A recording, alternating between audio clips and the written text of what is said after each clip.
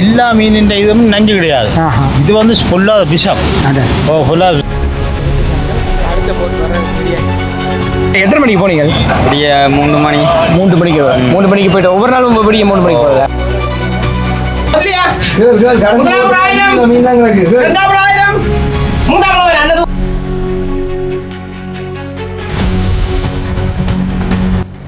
வணக்கம் உறவுகளே, இன்றைக்கு நாங்கள் எங்கே இருக்கிறோம் சொன்னால் புது மாத்திரன் பகுதியில் நின்று கொண்டிருக்கிறோம். புது மாத்திரன்லேருந்து பொக்கனை பகுதியில் நின்று கொண்டிருக்கிறோம்.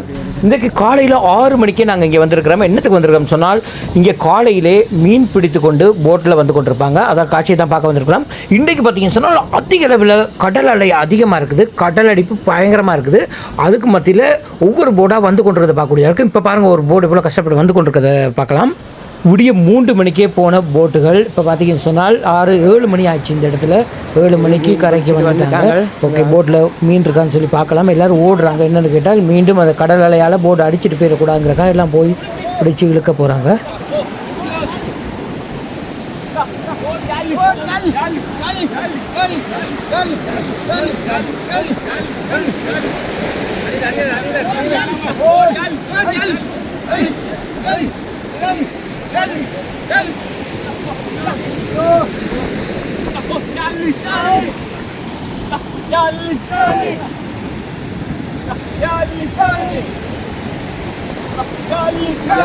யாழின்னு சொல்லி போட்டு எடுத்துட்டாங்க. அடுத்த போட் வர ரெடி ஆகி கொண்டிருக்கு.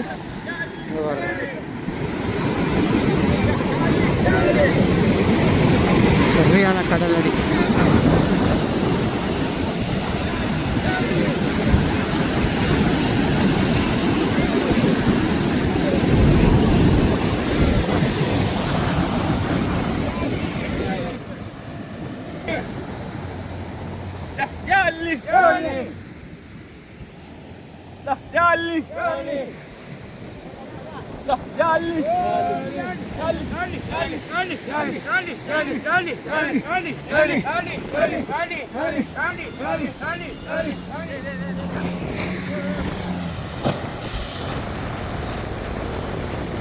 வாவ், அடுத்த போர்டு வந்துட்டது. இங்கே இதில் போய் பார்ப்போம், மீன் என்னென்ன மீன்கள் இருக்குதுன்னு சொல்லி பார்க்கலாம்.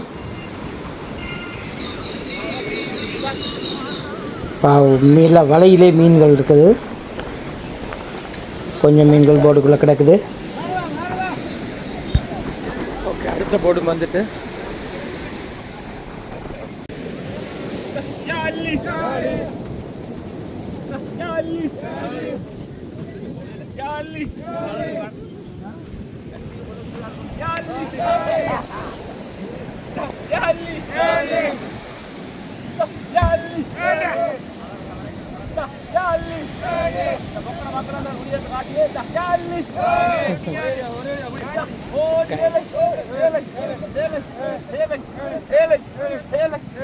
ஓகே, ரெண்டாவது போட் வந்துட்டது. இப்போ நான் இதில் மீன் வலையிலேருந்து எடுக்க போகிறாங்கன்னு நினைக்கிறேன். வணக்கம் உறவுகள், இன்றைக்கி நாங்கள் எங்கே இருக்கிறோம்னு சொன்னால் பொக்கனை கடற்பகுதியில் நின்று கொண்டிருக்கிறோம். இன்றைக்கி பார்த்தீங்கன்னா காலையிலே மீன் பிடிக்கிற காட்சி தான் எடுக்க வந்திருந்தோம். இங்கே பார்த்தீங்கன்னு சொன்னால் காலையில் கடுமையான கடல் அடியில் இப்போ மத்தியில் ஒவ்வொரு போட்டாக வந்து கொண்டிருக்குது. ஒவ்வொரு போட்லேயும் நிறைய மீன்கள்லாம் வந்து கொண்டிருக்குது. இந்த காட்சியை தான் காட்சிப்படுத்த இருக்கிறோம். ஓகே, இப்போ முன்னுக்கு பார்த்தீங்கன்னு சொன்னால் 2 போட் ஆல்ரெடி வந்துட்டது. ஓகே, இங்கே வந்த மக்கள்கிட்ட எப்படி இந்த அனுபவங்கள் இருக்குதுன்னு சொல்லி கேட்டு பார்க்கலாம். அண்ணன் வணக்கம். இந்த இடத்துல யாரும் வந்து மீன் பிடிக்கலாமா? இந்த இடத்துல மீன் பிடிக்கணும்னால் என்னென்ன அனுமதி பெற்றிருக்கணுமா? இதை பற்றி எங்களுக்கு ஒருக்கா சொல்லுங்கள். அமைப்புகளை பதிவு செய்யப்பட்டிருக்கு. அப்போ நாங்கள் எல்லாம் பதிவு செய்யப்பட்ட சங்கங்களால் அதில் எந்த மாதிரி கருத்தும் இல்லை. ஆனால் நாங்கள் இப்போ தொழில் செய்து கொண்டிருக்கிறோம் தானே. இப்போ கூடி இப்போ தான் இந்த இந்திய டாலர் பிரச்சனை முடிஞ்சது. இங்கே வந்து நாங்கள் 10ஆம் மாதத்துக்கு பிறகு திருப்பி காலநிலை மாறி இப்போ வந்து காலநிலை மாறி வரப்போகுது சொன்னால் இப்போ இனி வந்து இன்னும் ஒரு மாதத்தால் வந்து இந்த காற்று வந்து சோழ கடல் மேலே வரும். கடல் மேலே வராது. கடல் வந்து இன்னும் உள்ளே போய் அமைதியாக இருக்கு. அடிக்கவே 6 மாதத்துக்கு கடல் அடிக்காது. குளம் மாதிரி தான் கிடக்கு.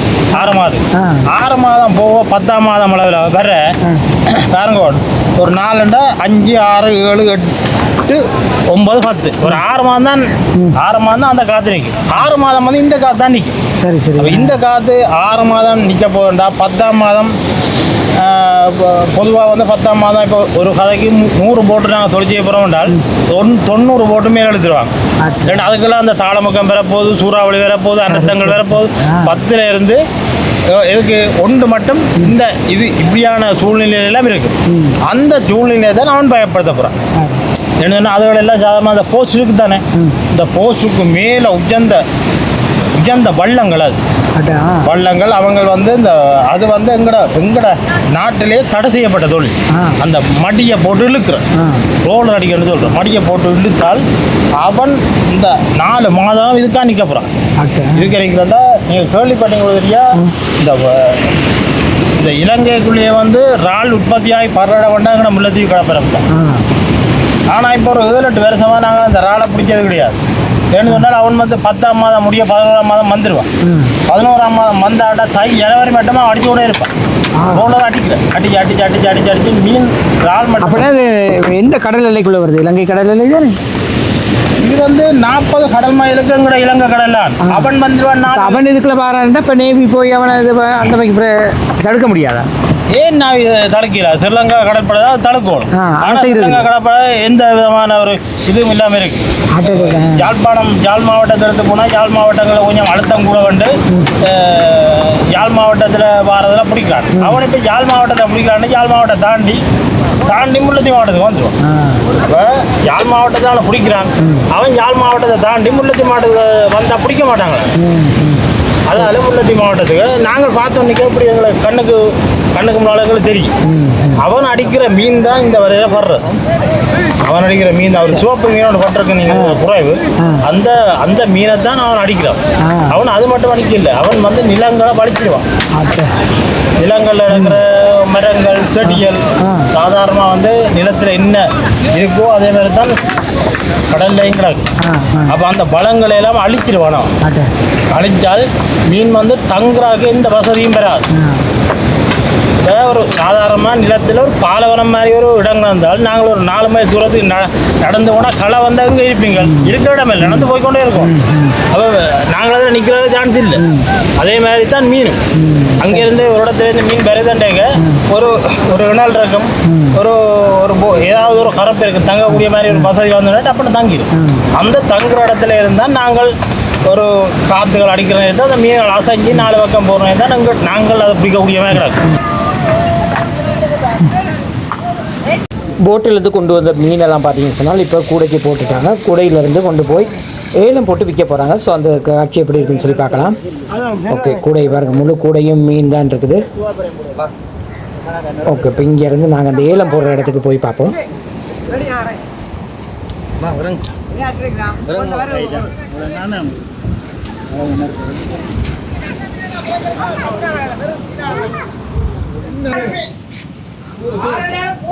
வியாபாரிகள் இங்கே தான் இந்த மீன்கள் எடுத்துகிட்டு போகிறாங்க.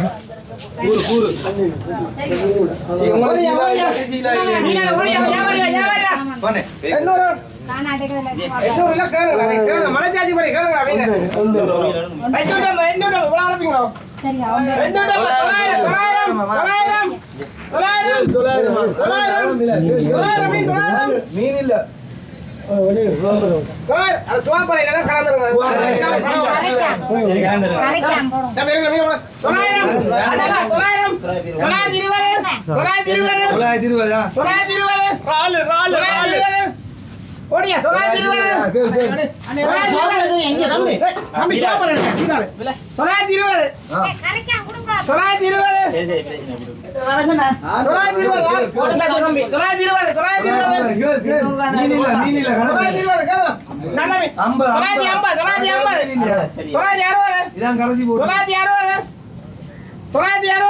கடைசி போட் மீனப்பா மீன் 960 சரியா 960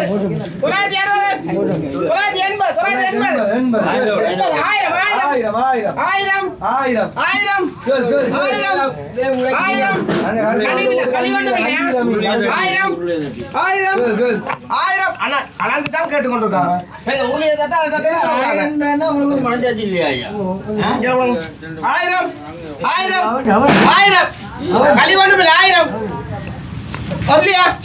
கடைசி 1000 மீன் தான் கிடக்கு 2000 மூன்றாவது அண்ணன் தூக்குறாரு தம்பி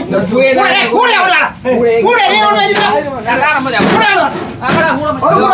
நீங்க உங்க அங்க நான் நிக்கிறீங்க நீங்க நிறைய காய்ச்சி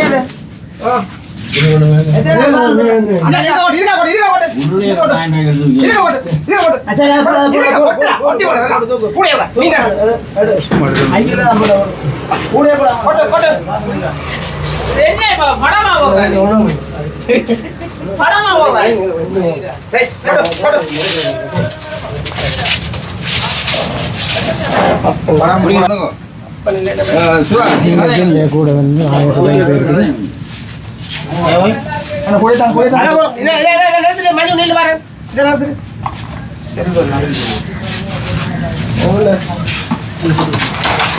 எத்தனை கிலோ 14 வட்டி ஓட்டு மஞ்சள் வட்டி ஓட்டு பயமுண்டு இதை தூக்க நெல் வாரன் 13 25 கிலோ கூட வட்டி போட்டு 1000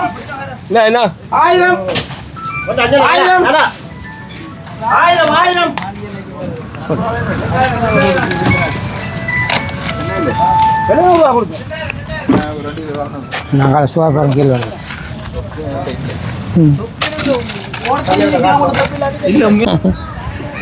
சுவாப்பாறை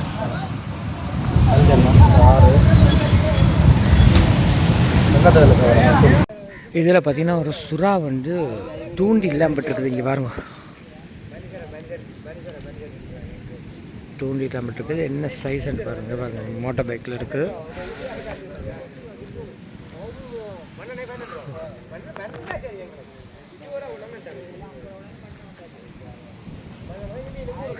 பாருங்க, இதில் ஒரு வித்தியாசமான மீன் ஒன்று இருக்குது. அண்ணா இது என்ன மீன் அண்ணே? பேத்து. பேத்துன்னு சொல்றது இதில் சாப்பிட்றதா? இது வந்து இந்த இப்போ சாப்பிட்றது பேத்தை வந்து சாப்பிட்றது. ஆனால் இதுக்குள்ள வந்து சரியான கிட்டத்தட்ட சைனட் மாதிரி ஒரு நஞ்சு இருக்கு. அட இதுலையே? ஓ, அப்போ இந்த பேத்தையில் வந்து 4-3 ரகம் இருக்கு. இப்படி ஒரு பேத்தை மீனை சாப்பிட்டு தான் போன வருஷமா ஒரு ஒரு வெளிநாட்டுக்கு போகிற கட்டத்தில் இருந்த ஒரு மட்டக்களப்பில் அது இந்த மீனை சாப்பிட்டு தான் இந்த மீனை சாப்பிட்டு தான் தெரியாதனமா வந்து கரவரை எங்கே பட்ட மீனை அதில் என்ன நஞ்சு இருக்குது. அப்படியே இதில் வந்து சரியான நஞ்சு இருக்குது. அந்த நஞ்சை அகற்றி விட்டால் அது நல்லா. சரி சரி சரி, அதுதான் பிரச்சனை.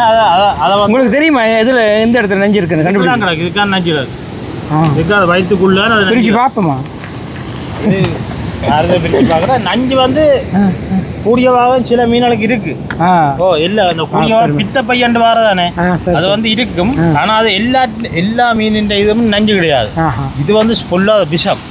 ஓ, ஃபுல்லாக விஷம். அது வந்து இப்போ மீன் சம்மந்தமாக தெரிஞ்சாக்களுக்கு ஓகே, அவங்க வந்து அதை வெட்டேக்க அதை அகற்றி போட்டு சாப்பிடுவாங்க. Okay okay. மற்றபடி அது வெட்டேக்க அது வந்து வெட்டுப்பட்டு அதுகள் வந்து மீனில் தசையில் ஊறினால் தசையில் நஞ்சாயிடும். ஓ, கொடிய விஷயம் அது. கதையா இந்த அவாமா சாப்பாடுலாம் போச்சு. ஹஸ்பண்ட் வந்து வெளிநாட்டில். மற்றது ஓகே, மக்களை பார்த்துக்கொள்ளுங்க. இந்த மாதிரியான மீன்களை கண்டால் சாப்பிடுறது முன் வராதீங்க. இதுக்கு கூடாத மீனாம். இது வந்து இப்போ தெரிஞ்சாக்களுக்கு ஓகே, எங்களோட கரையோர பக்கத்துக்கு ஓகே. அவைக்கு தெரியும். கொஞ்சம் மேல் பக்கம் இருக்கிற ஆக்களுக்கு வந்து இதை பற்றி தெரியாது. பார்த்தீங்கன்னா எல்லாம் மீன் மாதிரி தான் கிடக்கு. அதுதானே. ஆனால் மீனில் ஒரு வித்தியாசமான ஷேப் இருக்குது. என்னென்ன வேறு இன்னும் மீன்கள் இருக்குது இதுக்குள்ள. இந்த அதுவும் வந்து விஷங்கள். அதுவும் சாப்பிட்ட விதமில்லை. மீன் மேலாள முழுக்கவே விஷம்தான். அந்த மீன்கள் குறைவு எங்களுக்கு வலையை கொண்டு கிடக்குது. அது வந்து மீன் முழுவதும் முள்ளு பட்டால் பயங்கரமான விஷம். பயங்கரமான விஷம். ஒவ்வொரு நாளும் இங்கேருந்து எத்தனை மணிக்கு வலிக்கிறீங்க? நாங்கள் இங்கேருந்து இப்போ 4 மணிக்கு வலிக்கிறோம். நாங்கள் விடிய 4 மணிக்கு விடிய 4 மணிக்கு போய் தான் வலை போடுவீங்க? ஓ, விடிய 4 மணிக்கு போய் அங்கே போய் வலையை வந்து ஒரு 5 மணிக்கு தான் போடுவோம். 5 மணிக்கு போட்டுட்டு 6:10 6:10 இல்லாட்டி 6க்கு பிடிப்போம். 5 மணிக்கு போட வலிக்கிட்டோம்னா 5:30க்கு போட்டு முடிஞ்சிடும். ஓடி வந்து ஒரு 30 நிமிஷம் அப்படியே ரெஸ்ட் எடுத்து போட. நாங்கள் ரெஸ்ட் எடுக்கிறீங்களா இந்த வலையை போடுவோம். போட்டோடனே மீன் பறவையில் தானே ஒரு அரை மணி நேரம் இடவழியில் நாங்கள் வந்து வலையை பிடிப்போம். அதான் அந்த மீனை பாருங்க. இந்த வலையில் வர மீன் ஃப்ரெஷ்ஷாக தான் இருக்கும். ஃப்ரெஷ்ஷாக இருக்கிற மீன் இருக்கும். நாங்கள் அங்கே கரெக்டாக முழுதும் உயிராக தான் பெறும். முழு மீனும் உயிராக தான் பெறும். நாங்கள் அங்கேருந்து வர எப்படியும் 1 மணி தேவை செல்லும். அப்போ அந்த தாமதத்தில் மீன்கள் இப்போ ஒருக்கா நீங்கள் இங்கேருந்து போய் திரும்பி வரும்போது இப்போ உங்களுக்கு பெட்ரோல் அடுத்து வேலையாக்கள் அப்படி கூலி என்று எவ்வளோ செலவாகும்? இப்போ சாதாரணமாக எங்களுக்கு இப்போ நாங்கள் ஒரு 15 கிலோமீட்டருக்குள்ள போய் வரோம். ஓகே. 15 கிலோமீட்டர்னா கடல் மைல் இல்லை, கிலோமீட்டர் 1000 மீட்டர் அப்படி. 15 கிலோமீட்டர் போய் வந்தால் எங்களுக்கு 4000 ரூபா இந்த எரிபொருளுக்கு மட்டும் செலவு. அப்போ அந்த படுற மீனில் அந்த 4000 ரூபா கழிச்சு அடுத்து வேலையாக்கள் உங்களோட வச்சிருக்கு கழிச்சு போட்டு பிறகு திருப்பி அதை வந்து 4 பங்காக பிரிப்போம். மண்ணெண்ணெய்க்கு ஒரு 4000 போகும். அப்புறம் அந்த போட்டை இப்போ வேற இப்படியெல்லாம் நாங்கள் தனியாக தள்ளி அது 3 பேர் சேர்ந்து தான் தள்ளினேன். 3 பேருக்கும் சேர்த்து நாங்கள் 1000 ரூபா கொடுத்தாங்க. அதே வந்து இந்த செலவெல்லாம் கழிக்கணும். அப்போ எரிபொருளோட சேர்த்து 1000 கழிச்சு 5000 ரூபா செலவு போயிடும். எங்களை தொழில் ரெண்டே பார்ப்போமே 13 கிலோ மீன் 13,000 இதுக்கு சும்மா ஒரு கதைக்கு சொல்லுவோம். இப்போ நாங்கள் 15 கிலோமீட்டர் ரெண்டே போவே இல்லை, ஒரு 13 கிலோமீட்டர் போனாங்க. அப்படியே நாளும் எரிபொருளுக்கு ஒரு 4000 மிச்சம் இந்த போட்டை தள்ளி அவிய தள்ளுறதால நாங்கள் போயிடும். அதால் நாங்கள் 1000 ரூபா கொடுக்குற பெருமெண்ட் இல்லை, அவியல் 1000 ரூபா நாங்கள் கொடுக்குறபடியாக போட்டு வெளியில் கொண்டு போகிறோம். போய் அந்த காசு இந்த காசெல்லாம் கழிச்சு 5000 ரூபா கழிச்சா இதில் இப்போ விலை தட்டினாலும் அவருக்கு ஒரு 500 ரூபா கொடுக்கணும். பாவம் தானே. எல்லாம் கழிச்சு போட்டு 13,000 சரி 5000 விட்டால் மிச்சம் 8000 மிச்சம். 8000 இந்த போட் இன்ஜின் பதவிக்கு வந்து 60,000 கழிப்போம். சரி சரி. அது என்ன மாதிரி கழிக்கிறோம்னா அந்த 8000 4 பிரிக்கிறோம். 4 பிரித்து 2 பங்கை வந்து போட் இன்ஜினை கழிச்சு போட்டு 2 பங்கை வந்து தொழில் போகிற 2 பேரும் பயந்துருக்குறேன். ஓகே, இதுதான் உங்களோட தொழில் சிஸ்டம். இதுதான் தொழில் சிஸ்டம். இதில் வந்து ஒரு நாளைக்கு 10,000 பேரும் 5,000 பேரும் 25,000 பேரும் 50,000 பேரும் 1000 பேரும் வராமலும் போகும். மீன் வெட்டி கொடுக்குறது.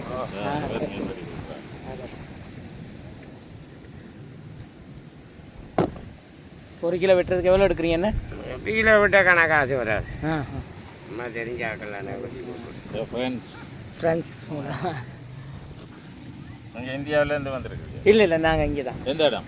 நாங்கள் கிளிநொச்சி. கிளிநொச்சி மீடியா எது? கிளிநொச்சி இந்த இதுதான் ஜேகே வேர்ல்டு தமிழ். நீங்கள் என்ன ஒவ்வொரு நாள் வந்து வேண்டுறதோ? அடடா, இங்கே தானே நீங்கள்?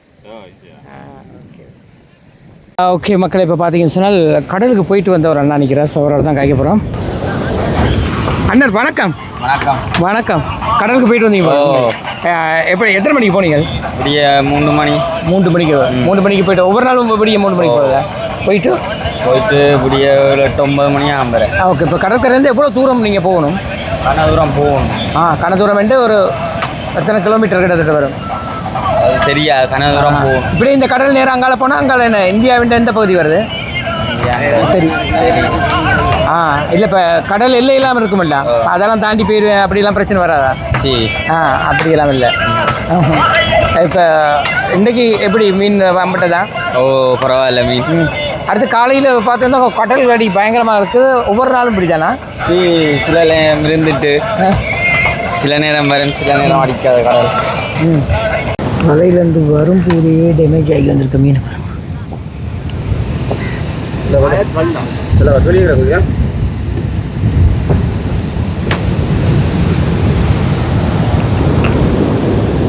வர கழிவு மீன்கள் இது. இந்த சங்கு இதுக்குள்ளே இருக்கிற உதாரணம் போட்டு கொடுத்து இந்த சட்டவிரோதமான தொழில்களெல்லாம் நிப்பாட்டுவீங்களோ? நீங்கள் சொன்னால் செய்யலாம். சட்டவிரோதமான தொழிலை தான் நிப்பாட்ட சொல்லி முள்ளத்திலே. ஓகே மக்களே, இன்றைக்கு பார்த்தீங்கன்னு சொன்னால் புதுமாத்தலன் பொக்கனை பகுதியில் மீன் பிடிக்கும் காட்சியை தான் நாங்கள் காணொலியாக பதிவு செய்திருந்தோம். நிறைய காணொலிகள் மீன் பிடிக்கிற காணொலிகளை நீங்கள் பார்த்துருப்பீங்க. பொக்கனை பகுதியில் மீனவர்கள் எவ்வளோ சிரமப்படுறாங்க, என்னென்ன பிரச்சனைகளை மூடுக்கிறாங்க, அங்கே மீன் எப்படி அவங்களுக்கு மேம்படுது, எப்படி உழைக்கிறாங்க, இது தொடர்பான விஷயங்களை நாங்கள் கேட்டறிஞ்சுதான். நிச்சயமாக நிறைய பேருக்கு இந்த வீடியோ பிடிச்சிருக்கும். வீடியோ பிடிச்சிருந்தால் லைக் பண்ணுங்கள், கமெண்ட் பண்ணுங்கள், ஷேர் பண்ணுங்கள், மறக்காமல் சப்ஸ்கிரைப் பண்ணி சப்போர்ட் பண்ணுங்கள். நன்றி, வணக்கம். இது போன்று மற்றும் ஒரு காணொலி சந்திக்கும் வரை.